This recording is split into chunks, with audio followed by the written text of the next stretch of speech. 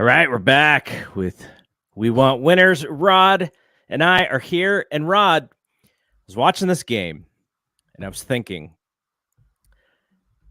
what hip hop analogy on the 50th anniversary of hip hop could I come up with to describe what I was watching, especially in the first half? The Niners were a little sleepy in the beginning. What was the name of Dougie Fresh's crew? The Get Fresh crew?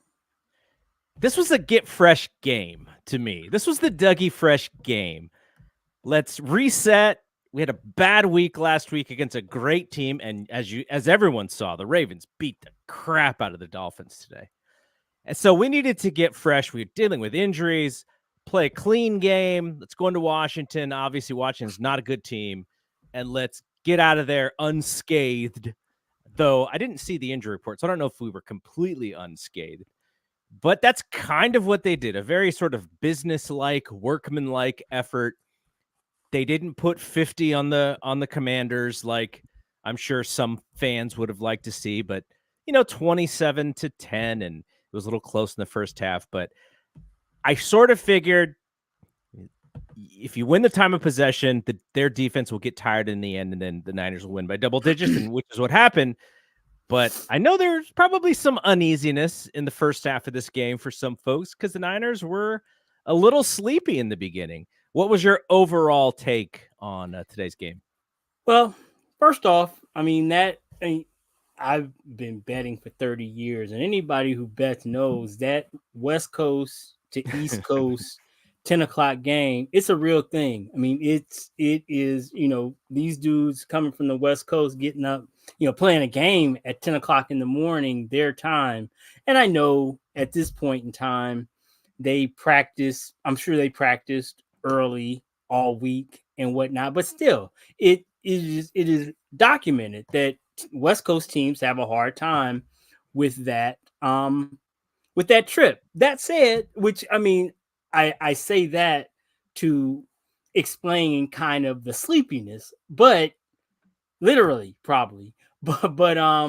Yeah, it was just real workmanlike. It was never really I never at any point I felt like the Commandos were gonna like beat us. It was basically name the score. It seemed to me. Christian, that was kind of interesting. I guess he tweaked something. So that kind of bears watching. But It was a Mitchell calf, right? Yeah, I think that's what they said.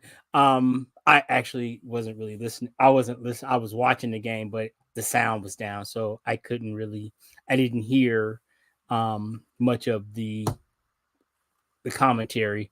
But Mitchell looked good. It was just a good workmanlike win, like you said, coming off of last week. It's exactly what we needed. We needed to just go out there and thump somebody, and I felt like we did. I thought that we controlled the game, which was all you could ask for. Brock came back and looked good. It wasn't his flashiest performance of the season by any means, but it was a nice bounce back. It was good. I don't really have, as we'll see throughout this show, I don't really have any real negative things, anything I can really say negative about our performance. It was just a good workmanlike performance. I think the one thing, and this has a lot to do with missing Eric Armstead, Brian Robinson Jr. looked awesome today. He looked like a beast. I don't imagine he's looked like a beast against every team, though the Niners have struggled with a specific type of running back sometimes this year. Mm-hmm. But I think that was kind of the biggest deal to me. You saw some sloppiness in the first half as well with the missed tackles, and you're kind of like wondering, like, uh-oh, here we go again. But the offense, I think, in the second half, long drives, then they were able to play off of the interception the first interception, and that seemed to really inspire the team. And so those things, they're ultimately, if you compare those rosters talent for talent, 49ers are clearly the more talented team.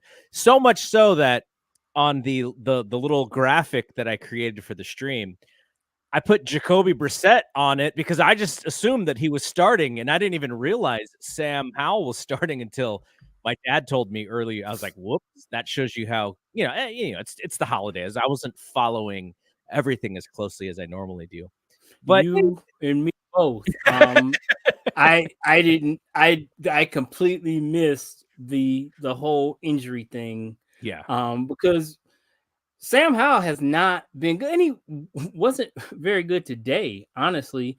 But yeah, so yeah, it was a shock to see him out there, and the reason because he hasn't finished the game. I know he's been like pulled like 2 of the last 3 weeks, so yeah, he just hasn't been playing well. And those guys really, it really is 1, 2, 3 Cancun for them, and it's kind of weird to hear like Ron Rivera talking like it's over, which I mean, obviously it is, but for a coach to acknowledge that this is probably is kind of wild. yeah. So I think if you want to come away with, hey, it's more of like we went all the way to the East Coast, and it looks like, well, yeah, actually, you're right about Christian. I just assumed that it was more just making sure with him. He had the little kinesiology tape on his calf, and my wife, who in college when she was at Colgate, she was like one of the trainers for it's probably multiple sports. And she said, it has been many, many years since I was actually doing any athletic training. I've never seen tape on a calf before. So this must be Yeah, it's kind of so weird. some Hmm. new thing. It was Hmm. so and that's why, like, I just assumed if he really had like a strain or a pull, he's probably not jumping up and down on the sideline. So I was thinking maybe it's a cramp, or maybe he had a little bit of of like a Charlie horse or something. So that's my hope. But then again, we'll see. I'm sure. I didn't watch the actual press conference after, so I don't know if Shanahan even talked about him. So hopefully somebody in the chat, aka Shelvin, our third man in the booth, can give us some information if he did see it. Okay, so let's actually talk about what really came out of this game, which is that the 49ers clinched the first round seed in the NFC. Did you get to see any of this end of the game with Arizona and Philadelphia? It was crazy. Yeah. I mean, those dudes are really leaking oil. I mean, it's at this point, now you're starting to hear the rumblings about stuff going on in the locker room, which is you just, you can always be assured that if things are if they're going the way they're going in Philadelphia, they're with a team that is so as talented as they are, there's something else that is happening in the background. So it's going to be interesting as this thing. It looks like it is already crashed and burned. Yeah. So yeah, it's going to be interesting to see the fallout there. But yeah, I mean, I think I saw something or on the way just before I was getting disconnected that they could end up like the fifth seed. I think if Dallas wins next week, they win the division. That's crazy. That is crazy. But yeah, that's again, but on the flip side, it's not unheard of that, the Super Bowl teams like that Bill Simmons was talking about that this week, the odds on neither Super Bowl team from last year winning a playoff game. And I mean the odds are like you get pretty good odds on that bet. So yeah, it's real interesting. So I sort of, I kind of think about it from a basketball perspective because, Pat Riley always used to warn against it. He's like, when teams actually have some success, it becomes more individual, and that's what you have to prepare against. All of a sudden, and this is in basketball terms, he would say, all of a sudden, the 11th guy on the bench has the local car commercial now. He called it I think he called it the The disease disease of of, me. is it of me or of more? This has been debated. Mhm. I always Yeah, forget when I look it up. And it sucks for the Eagles. It doesn't suck for us because I think last mhm. year's Eagles team was tremendous. But whatever it is, if it is that, they didn't even win the Super Bowl last year. Right. So, you would have thought that would have made them even hungrier to come back and be even better. They did have a lot of changes. They lost coaches, they lost players, including one of those guys who is now on our team. So it's got to be tough in this day and age, especially with salary cap and everything. But I was just, I'm happy that they're not the killer that I thought that they were going to be. But it just is surprising that they, how do you lose? You're at home. Arizona has 3 wins, and they come in and they just go up and down the field. And we know how tough Kyler is because we've seen it, with us. But still, like, that's a game where if they are a meaningful football team, they take care of business, kind of like what the Niners did today. So I'm just kind of flabbergasted at that effort. Yeah, and I have not really followed what's going on there, but I don't know why the analogy I hit me sometime in October. I don't know any of our listeners, if they're UFC fans, but it just reminded me of there's a fighter named Dominic Reyes, and he gave Mm-hmm. John Jones a really good fight, and he started calling himself the uncrowned champ. And and that was the the sentiment was that he beat John Jones and he was next. Well, he like subsequently went on to lose like 3 of his next 4 fights. Like it was almost like he felt like he was the champ. Yeah. And it's just I don't know. And again, I'm not saying that is what's happening with them, but they got a lot of props for how well they played in that Super Bowl. And Yeah. like you say, they didn't even win it, but there was a consensus that they were on the come. Yeah. What Hurts got his money. Yeah, so they like you said, they lost Hargrave, but they're stacked. I mean, they were able to steal Jalen Carter with the 9th pick, and it looks like he's gonna be a perennial All Pro. Like they got all those Georgia guys.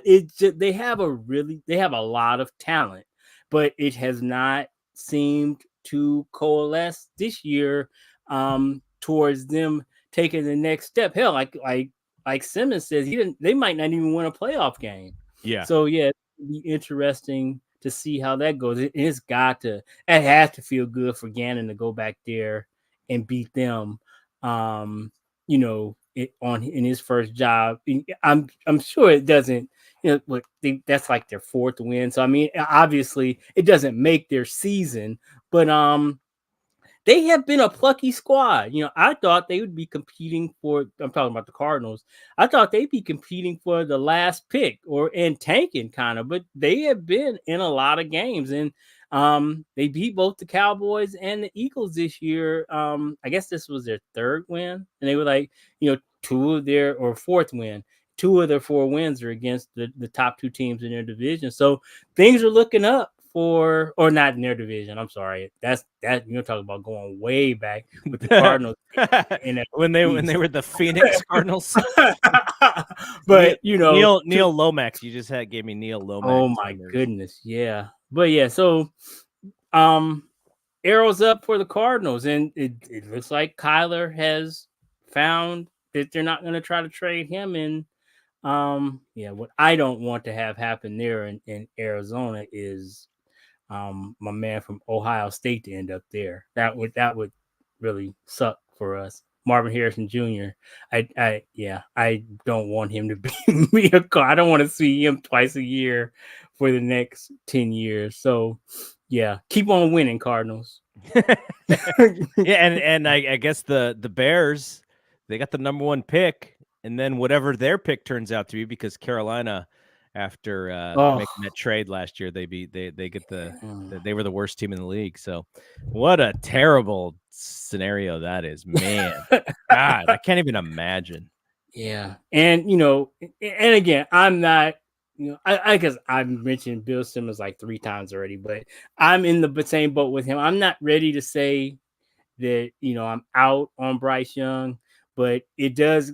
Early returns say that they picked the wrong quarterback. Yeah, absolutely. I mean, like you said, it's early, but it's like you just look at how both of those guys look on a football field behind center with, being the leader of their teams. And it's like, yikes. That was, and it's kind of that whole thing. Like, all these people get paid so much money to scout these guys. All these people get paid so much money to talk about these guys. And I don't know, that seems like it still seems like a coin flip in some situations. Good for D'Amico, man, because he got his guy who was Anderson and got his quarterback. That's crazy. That's good for him. That's 2 really good building blocks. They're another team that has it looks like they are a playoff team, and I know you didn't have many people who had that on their bingo card for this season. So it looks like they are ahead of schedule as well, which, I know this is not Texan talk, but he's Niner adjacent. So Yeah.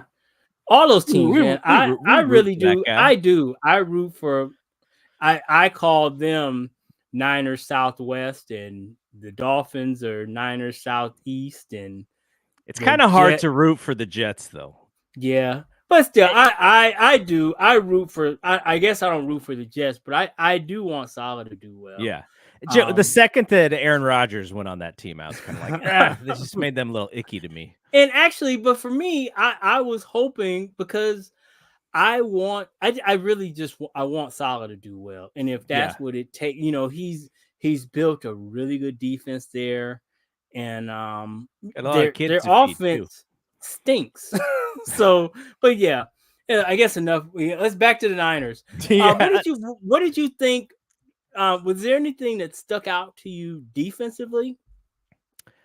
I think the pass rush was good. It wasn't great, but you could tell for the most part Howell was probably making decisions a little bit earlier than he wanted to, and sometimes they were like decisions based on ghosts, because I think he sort of felt the pressure that may not have even been really there. But it was a few constant times. pressure. That was what it was. You could just see the pocket Mm-hmm. consistency closing around him. Yep. And so I really like seeing that. It's kind of crazy, because I don't know if it's Fred. Like, we've talked about Fred as kind of like our defensive MVP, and every time we're talking about MVP, like, he's there.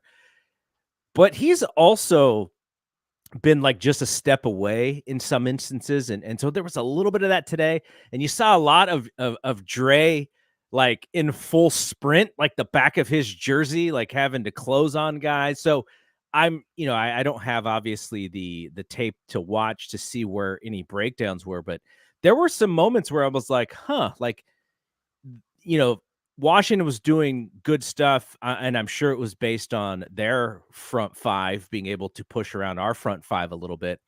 And the linebackers were in spots where they weren't there to make the play. So I just assumed that, people watch kind of how Baltimore attacked the 49ers last week, and there's going to be a little bit of that. And, maybe Washington took a little bit of that and sort of figured some things out. And, but there was some space for those, the Brian Robinson. I thought Robinson looked great, and there was some space for him, but they don't have the receiving weapons to do a lot. Cause I think if they did, that would have been a little bit of a tougher game. We got the 2 interceptions.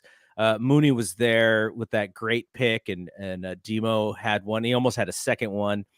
And I think he missed another one, right? Didn't he miss one where he looked like he was trying to break for the end zone before he caught it.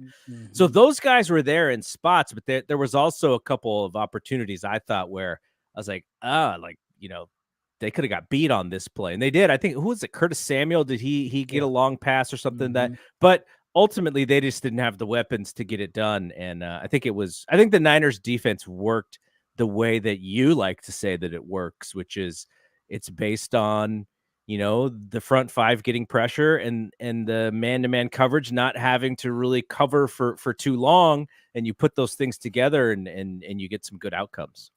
I saw what you saw in that there were opportunities for them, and it, as crazy as it sounds, I know it sounds really crazy, but there were times when I was like, "Ooh, I'm sure glad Brissett isn't playing," because that's his thing is he makes really quick decisions and he gets the ball out of his hands. And there were spots where, like you said, there were opportunities that Howell left out there on the field, and I don't think that Brissett would have missed those. Because now, would it have been?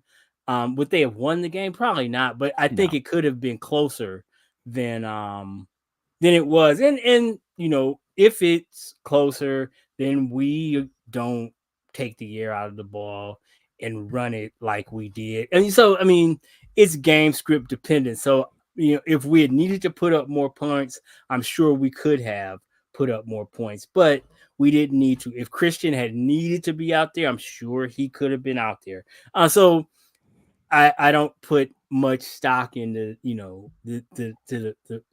if. I mean, it was a 2-score game is probably the least of what it could have been, because Yeah. we clearly, I don't remember exactly when Darnold came in, but I mean there was still a good chunk of time left. If we had to, put the pedal to the floor, we could have. There was probably still more out there for us too. Washington had two really good red zone stops where the Niners had to settle for field goals. And then at the end, well, not even at the end, how many 4 minutes left or whatever, the Niners went on a 4th and goal and got stopped. That they could have, if they needed the 3, they would have Points. kicked the 3. They could have easily scored a touchdown there. So yeah, they left points on the board for the game, and it probably was closer to a 34 or 41 to 10 game. But and give credit to Washington. This in my fear for this game was that Washington has a lot of players who are playing for roster spots in 2024. And you got these hungry guys who want to put impressive tape out there so that teams who are looking to add to the back ends of their roster go, oh yeah, this game where the Niners came into town and they just didn't run through them like Swiss cheese. Like who was playing, who was out there playing hard, and those are guys we want. Like that was my fear for this game, was that they were going to kind of try and make their name to get on rosters, and sometimes when that happens, and if you're the other team and you're kind of just trying to play it safe, like you could see injuries happen, you could see maybe a mistake here or there that gets taken to the end zone on the other side. And I think there was a little bit of that in the first half, but by the second half, like I said, I think the Niners had just wore them down, and made it their game. They essentially said, okay, this is how we play, and this is how the game's going to go. So that was the ultimate outcome for me. And I was trying to find the time of possession. Yeah, the time of possession, 38-21 or 38-22 essentially for the Niners. So in the time of possession. So when you see a team like the Redskins move off of guys like Young and Sweat, there's two things happening there. Clearly they're headed towards a rebuild, but also probably means they've got some young guys there who they want to get those reps, who are on cheaper contracts, who they want to find out what they've gotten them. And I think they do. Their defensive line looks like they've got some good young players there. So, yeah, and they, like you said, they kept playing hard. They were trying. I mean, again, I hate to say anybody quits, but sometimes you can tell when it's a wrap, Yep. and teams are just kind of going through the motions. But I never really got that sense with the Commandos. They were trying to win. And that, it was good. They gave us a good workout. Now what's going to be interesting to me is how next week plays out. Yes. Absolutely. So, but before we get there, because that's where I want to go Okay. next. Mhm. But we're gonna end the show a little bit earlier than usual because I do have some plans to go out to dinner with the family, and also take this opportunity to wish everybody a happy New Year. In at least for us, in about 7.5 hours. But for those on the East Coast, less time. And have a safe New Year. I know, if I was single and in my 20s or 30s, I'd be trying to figure out where I was going tonight. But thankfully, I'm married and not in my 20s and 30s, so I can chill tonight and be home and not have to worry about chasing the night a little bit. But if you go ahead, all of the dialysis techs are 20 somethings, and it's fun to listen to them talk about where they're going after work. They're all kind of trying to head over to the city and get into some trouble, which is like you say, I'm way past those days, but it was fun to vicariously live through them, and I remember those days fondly. So I was like, you guys, well, yeah, I mean, I have fun. I have 2 kids in their early to mid 20s, and one of them lives in the city, and he could literally walk to the happening spots in his neighborhood. So I was like, yeah, that's going to be a lot of fun. And then you don't have to worry about driving. You just Parking go or out there and you just walk and chill and have fun. So didn't you say he's in the North Beach area? yes. Yeah, that's pretty cool. I think that's the district where the Punchline is, I believe. But yeah, I just mentioned that me and my brother were over there last week, and like you said, there's a lot of little happening bars and restaurants over there in that area. Yeah, so hopefully he has a good time. Is he going to be kicking it with you guys, or he's doing his own thing? No, I think I think they're doing something. I don't know. I'll figure it out later tonight. But yeah, I mean, new neighborhood. You gotta test out spot. That's awesome. Yeah. Okay, so let's get to MVP because I have one that I'm not sure people are going to choose because my MVP of this game is Elijah Mitchell.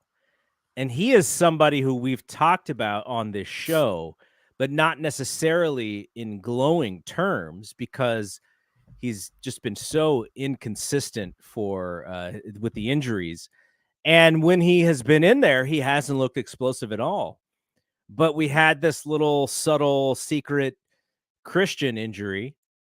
And, second half of the game, like I said, their defense is tired. And you bring in the guy who's running hard and who's hitting the hole hard. And Elijah Mitchell ends up in this game with 80 yards rushing on 17 carries and a touchdown. He actually out-averaged Christian. Christian was good in the half of the game that he played, 14 for 64. Mitchell had a 15-yard run as his longest. And, it's not that long ago where Mitchell was the guy. And it was him. And then you see Debo. Debo was 3 for 35. So over 11, almost 12 yards per carry. So it was kind of like a little bit of a throwback to the offense before Christian got there with what they were doing. But I thought Mitchell was huge because you lose your offensive MVP, who is not a quarter, or unless you think it's Brock, but you lose your biggest weapon offensively, and a lot of times the identity of the team kind of goes awry as well, and so they needed Mitchell to come in and just plug up, just get some yards, stretch the clock. He did exactly that. He was like the perfect thing to come in and play, and maybe this is why he is the number 2 instead of JP, because we look at JP and we go, man, JP runs hard. He's hard to bring down.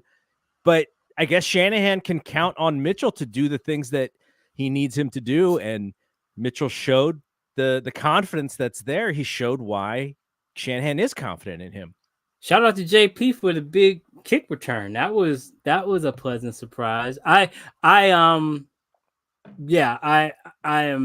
not really a big fan of having Debo back there, but Yeah. we kind of have to. But yeah, I don't have a problem with the Elijah Mitchell. I went BA.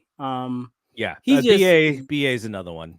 yeah, he just is so steady. I mean, he's a legitimate number one. If he was on any other team, he is absolutely a double digit target guy weekly on any other roster in the league. But it's an embarrassment of riches here. Again, I just continue, I've said it several times, but I continue to marvel at the fact that, we can't get George Kittle more targets. I mean, he is. I don't have to tell you guys are 49 fans, so I got to tell you how great Kittle is. But I mean, he's like the fourth wheel. But Yeah. I mean, that's the situation that you find yourself in with this team. And anytime BA is getting, except for that game that we went to where he had that drop or whatever you want to call it, he is just Mr. Reliable. So I went with him, but you really can't go wrong with Elijah Mitchell. It's really good to see him rounding into form because he hasn't been good this year. Yeah. And not any fault of his own. He's just trying to round into shape, and he hasn't been, healthy for a lot. But we have seen that when he is healthy, he is a very dynamic guy. I don't know if he's a legitimate, 1A, but he's definitely, if he's your 2,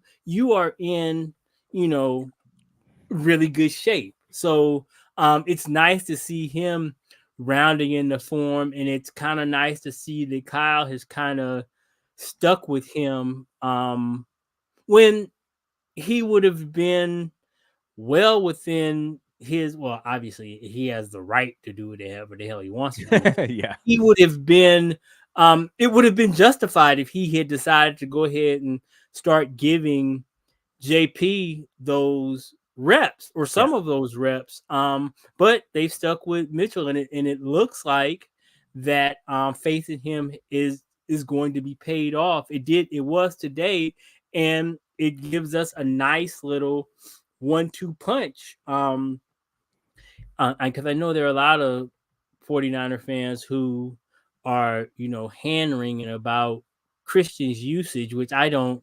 I think Kyle has done a great job to keep him right around 20 touches a game. And then obviously maybe that goes up in a playoff run, which I don't have a problem with that either. I don't have a problem. Well, if you want to give Christian the ball however many times, I think when you put the ball in his hands, good things happen. I think the good outweighs any injury risk, which is there on any play. You could, limit him to 10 touches a game and he could get hurt on one of those 10. So, I mean, I'm just not one who subscribes to like this putting dudes in bubble wrap and stuff. So, but yeah, it's nice to have Mitchell look like a viable threat again. Yeah, I thought BA was awesome today. He's over 1,300 yards receiving for the season, 72 catches. So those are really good numbers. Kittle went over 1,000 yards today. Debo kind of needs a big game next week, which he probably is not going to get because I don't imagine with the 49ers not really having to play for anything, I don't imagine their starters are going to get a ton of reps, but he needs about 130 yards receiving to get to 1,000. And Brock, I mean, we got to talk about Brock. He broke the 49ers passing yardage record today. He's over 4,200 yards passing for the season.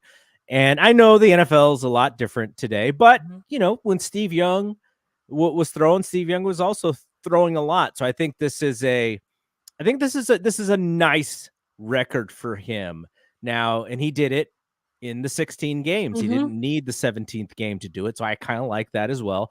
So shout out to Brock, though.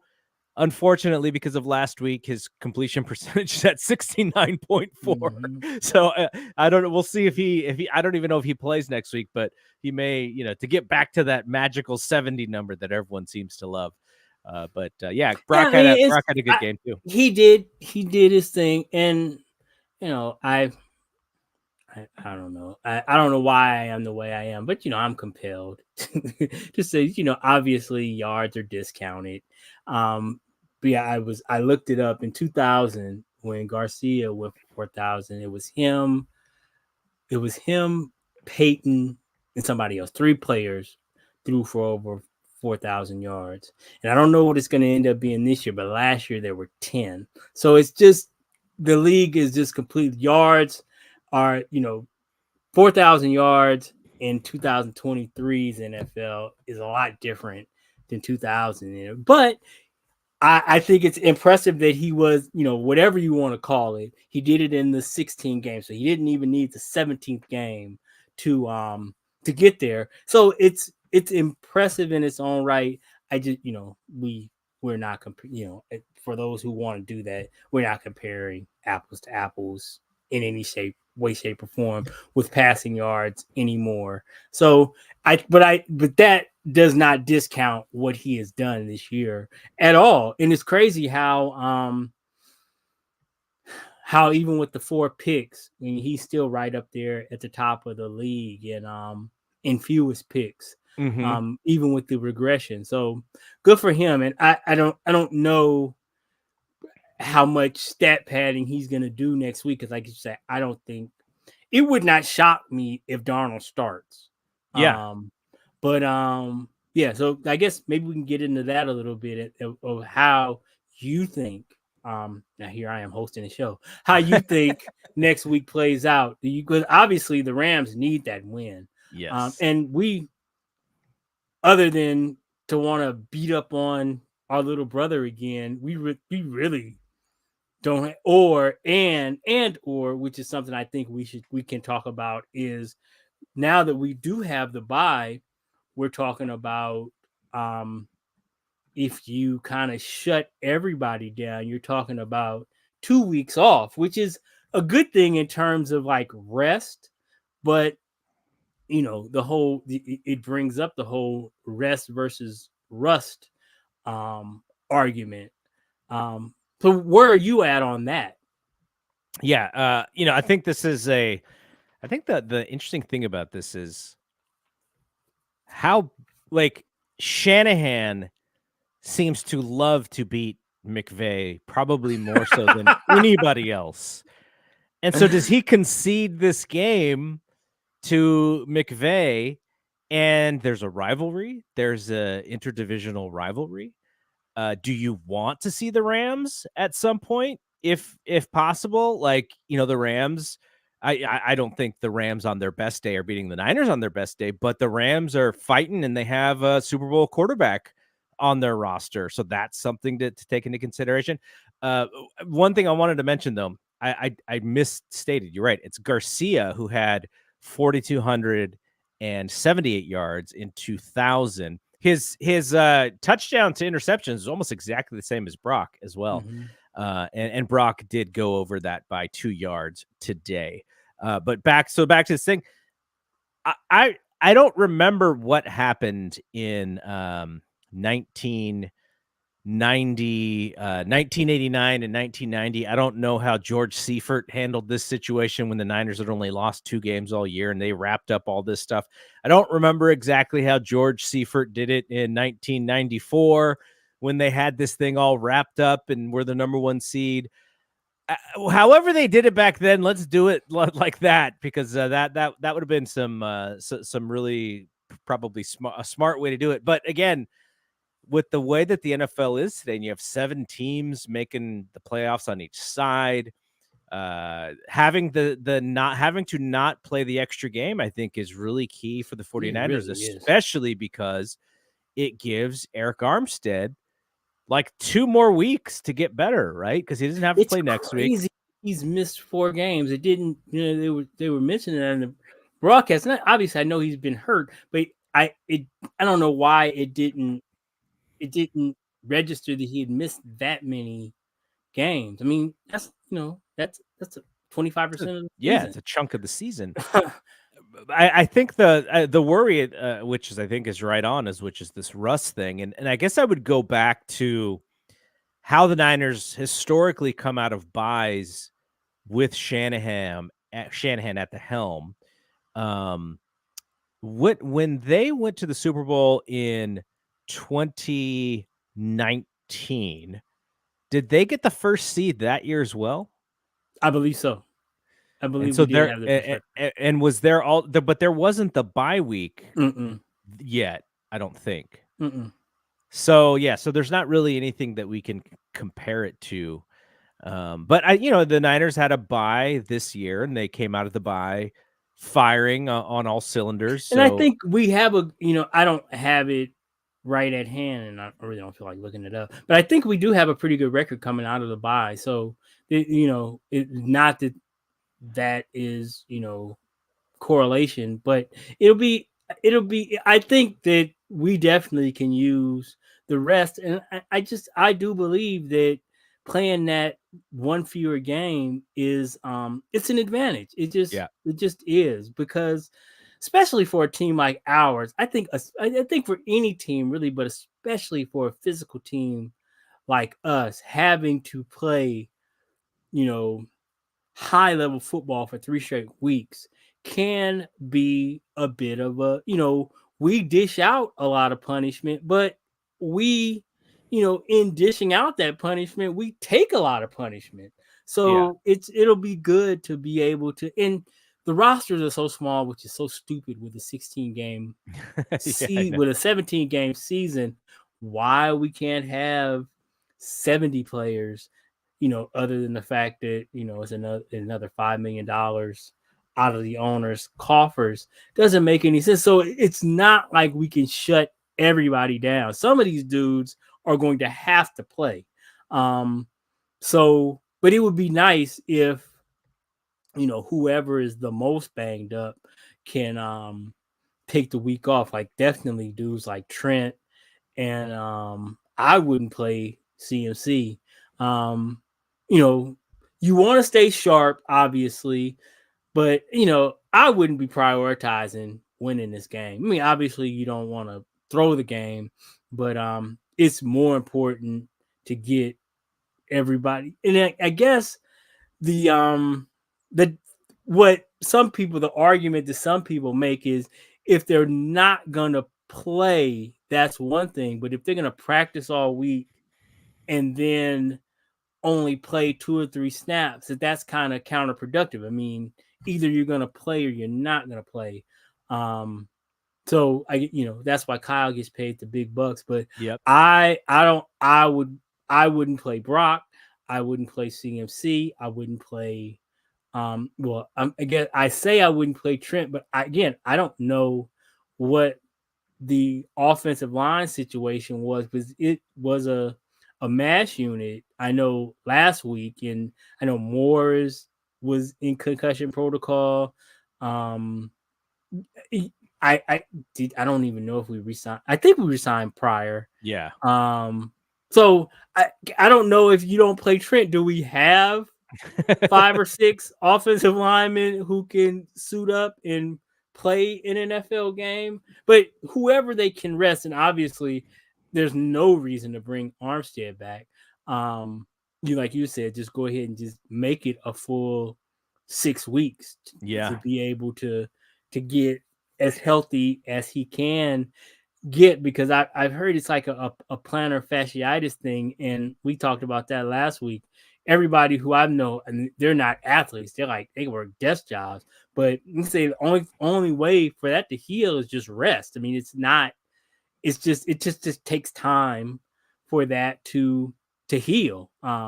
So imagine, tussling with 350-pound linemen 60 times a game. I mean, it's got to be pretty difficult for that to fully heal. But Yep. just to get as close to healthy as possible will be good, and just to be refreshed, because we saw what that looked like when we came back from our bye after kind of limping into the bye. We came out and ran off 6. So yeah, and all we'll need is what, 3 on the other side of our bye this time. So yeah, I think it's gonna bode well for us moving forward. So the game against the Rams obviously doesn't mean much for us, or doesn't mean anything at all. For the Rams, it is basically playoff positioning. They are 9-7. I think they clinched an actual playoff berth Okay. today. So it's between, whatever the spots that they can move up or move back. If you are Dallas, and let's say that Dallas actually takes the number 2 seed and from Philadelphia, who do you want to play? Do you want to play the Seahawks? Do you want to play the Rams? It doesn't look, I actually can't, I don't know. I know the Saints and the Vikings and all those teams are still in the hunt, but I don't know if you're I don't the, want to see the Rams. The yeah, that Rams would look be the thing, really because good. you talk about the Rams and they could face the Lions. They could face the Cowboys if they lose That to would the be Niners next week. horrible draw for the Lions. For the Lions, right? That would Stafford. be a horrible draw for them. But I mean, narrative wise, I mean, that would be great. The Rams going into Detroit, Matt Stafford going back. And we've seen it. We've seen it with these old dudes. Flacco is on fire. And why can't Joe Flacco get hot for 3 weeks? We've seen it because we've seen him do it. We saw him get paid based on playing out of his mind for 3 straight weeks. Stafford is on fire. Nakua is the real deal. Cup is rounding back into form, and it would scare the hell out of me to have to play Aaron Donald for 60 snaps with my playoff life on the line. I just think out of all the teams in the NFC, the Rams are the ones I don't want to see if I'm another team. And we lived it. We beat them 10 straight times, except that 11th time was the most important one. I mean, so What's funny though is, I don't know if you caught any of the Giants and Rams stuff, but Tyrod Taylor is like bringing them down the field, and like Stafford and McVay looked to be a little frustrated, and then they expected the kicker to kick like a 56-yard field goal. Their defense is, I mean, they can be had for sure. But like I just say, I mean, those guys, those primetime players, like, Aaron Donald's a Hall of Famer. And we saw it. He that last drive against us in the NFC Championship, he wrecked us. Jimmy still has nightmares about that game.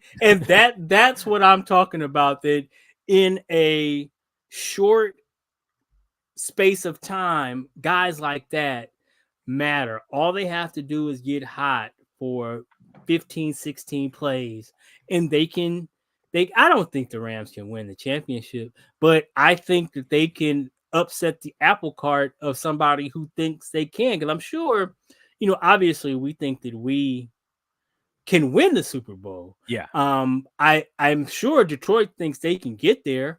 I'm sure they all think they can win it, but like legitimately, they are a real good team. The Cowboys, which I know 49er fans are low to think, but they are a legitimate team. I mean, the road we are a bad matchup for them, but they are a bad matchup against everybody. They are a really, I know 49er fans really hate to give them credit, but I don't, because them or the Eagles as being good teams, because I think that it gives us credit for how we handle them, giving them credit as a good team. I just think it's stupid when people say that, they're trash. So if they're beat trash.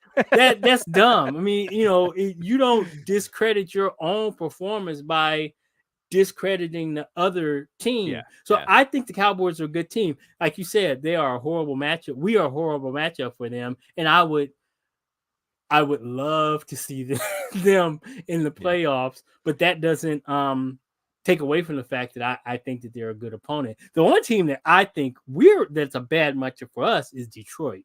Their offensive line, especially in the interior, especially with Armstead, if he's not 100%, I think they could give us all kinds of trouble. So if we could avoid them until the last possible minute, I would love that. So for me, ideally, they get the 2 seed and they play the Rams, and the Rams knock them out.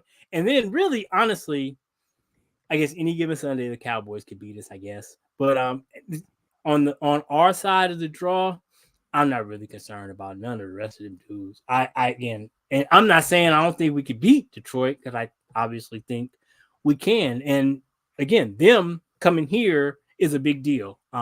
Playing them on our place on turf, on our field turf, as opposed to there in the dome, makes a difference.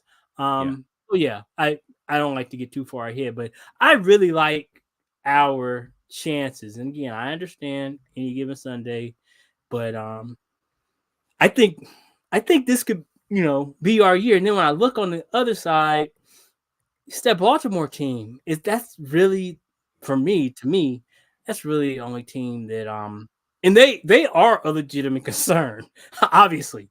But yeah, I got a real good feeling about this year for us. I'm really optimistic. All right, let's end it there. I hope everyone has a great evening tonight and a great day, January 1st, tomorrow. And Rod and I will be back. We don't even know. Do we even know what time Rams Niners are yet? I don't know. They were supposed to be announcing the schedule today. I heard. I don't for week 18, but I haven't seen anything I'm yet. guessing it's got to be 1 o'clock. It's a West Coast game. More than likely, It's got to be 1 o'clock. So, but we'll be back after that game and wrap up the regular season. And thanks to everybody. Oh, my old buddy Todd popped in the chat. He used to work with me at Nextdoor. He's on to better things, I believe, for him. He also has an LL Cool J avatar photo in his handle that I stole and used in other places. So shout out Todd. Thanks for jumping in at the end there. So Rod, I want to wish you a happy new year as well. And happy new year, sir. A 2020 or 2024 of great health and of us continuing to do this podcast, and of the Niners continuing to play some good football. And we'll see. February could be a good month. Let's see. And you do the same. I am, again, I've said it several times and I can't say it enough, how blessed and honored I am that you picked me to do this with you. And I have enjoyed the ride. It was great seeing you at the game. And we should do that more often. And again, more onward and upward in 2024. All right. Also, Shelvin, the third man in the booth. Shout out to Shelvin. Have a great new year. Everyone else listening on the podcast and on the video pod on YouTube. Be safe out there, you guys. We'll see you all next week. For Rod, I am Double G. See you when we see you. Peace out.